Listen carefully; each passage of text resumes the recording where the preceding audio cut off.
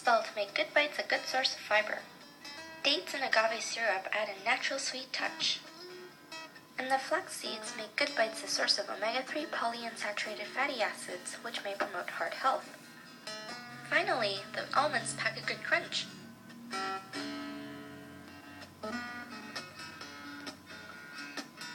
Good Bites, good for everyone.